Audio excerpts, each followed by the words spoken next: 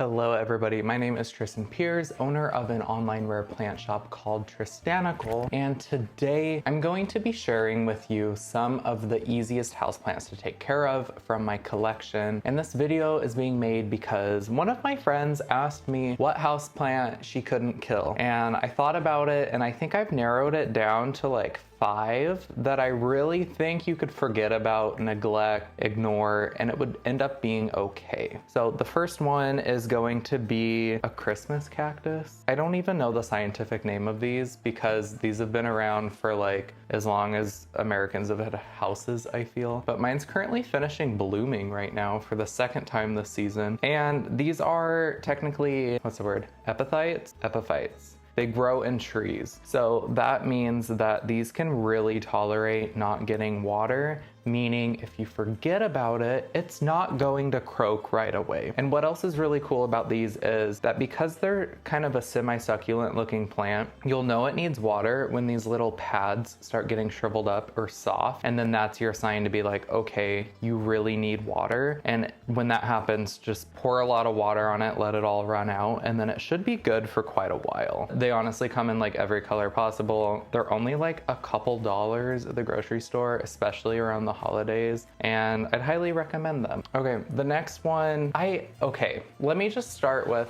hello. This is a Sansevieria, this is a snake plant. I have not watered this one since September, and it's January, and it's fine. These leaves are still thick, they're still hard, they have moisture in them, and it does not sit by a window. It sits in the middle of my house, and I don't think sunlight ever really touches it, except maybe this time of day. You can see in the winter, the sun will shine almost directly through the house. So it gets a little bit, but honestly, not really. And in the summertime, I put it outside on my south-facing balcony, and I don't think I watered it out there either. I just let the rain do its job. And here it is. It looks great. Just a little backstory on these. These kind of grow in the savanna in Africa. I don't really know exactly which regions, but if you Google them in the wild, they're like out in dead grass, in the open, in the heat, in the sun, and they honestly kind of look like shit, but they're still thriving because that's their natural habitat. So I really doubt you could kill one of these as long as you're not overwatering it. Okay, the next one. I have a bad example for this one because I have probably the most difficult one to take care of. Hello, this is a pothos. Everyone knows what a pothos is, I feel. This one is Snow Queen, Marble Queen, no, something. Anyway, so you usually see these as like golden pothos at the grocery store for a couple dollars. They are technically a climbing variety of plant. They're wanting to grow up something where the leaves can size up, but you really don't have to. You can just kind of let them sit and like start trailing down. This one is just an extremely variegated version of a pothos. You're better off having a green one because that means it can tolerate low light more. These ones can also get extremely dry and do okay. Now, you don't want to like always let them get super dry because I don't think that's the best for them, but you definitely don't want to overwater them. So if you're the kind of houseplant person that's like, I don't know, I kind of forget they're there and then I realize they need water, so then I check them, I think this would do fine. They like more light than what people say, especially like this kind of one. I had growing in direct sunlight in the summertime and it just acclimated to that because again, if you Google pictures of them anywhere, even where they're invasive in Florida, they're growing up palm trees specifically because they can get direct sunlight there. But you can also put these in a fairly dark place. They'll do okay. They'll just kind of get a little more leggy. So like the internodes where the leaves are is just longer because it's trying to find the sun. Mine, on the other hand, gets a lot of light and it's not really trying to grow out. It's just kind of full as is. Okay, and then one that has never been graced by sunlight ever is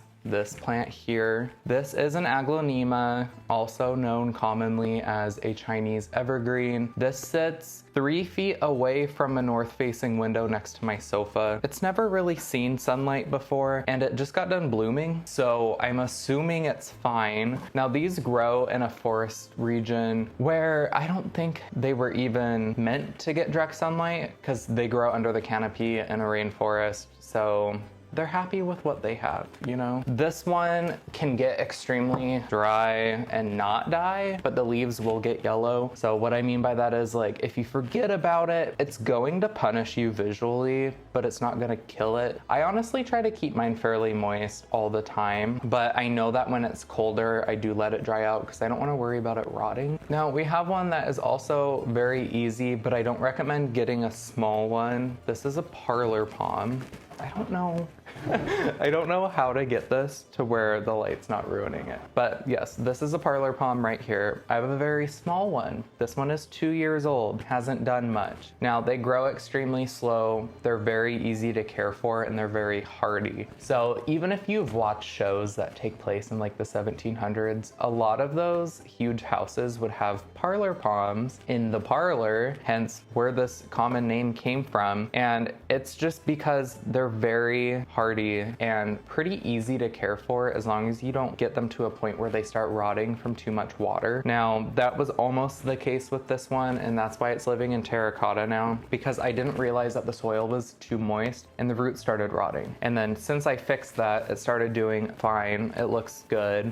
I don't like that it's small. Now you can buy these like 3 or 4 feet tall at like a common garden center. And I would recommend doing that because it's gonna take forever for them to get to a fairly decent size. Just if you want it to actually grow, you need to give it light. Everyone always says like bright and direct sunlight, but like they grow in direct sunlight outdoors. So as long as you can give it maybe direct sunlight, but through a window where it's not gonna get UV damage and sunburn, that's when you're really going to see it grow. If you're not giving it that much light, it's probably gonna push out a new leaf like maybe once every couple of months, but it's still a good way to have green foliage and not have something that you're gonna worry too much about. They're also not expensive at all, so if you killed it, it's not gonna be the end of the world, which is honestly I think the case with all the ones that I just showed you. You can probably get any of these plants for less than $20, probably 10 bucks, probably $4.95 if it's a holiday. So it's not really gonna be a big deal if you're just trying to get used to taking care of plants and one of these dies. Okay, well, I hope you learned something from this if you're trying to get into houseplants and are a little worried. So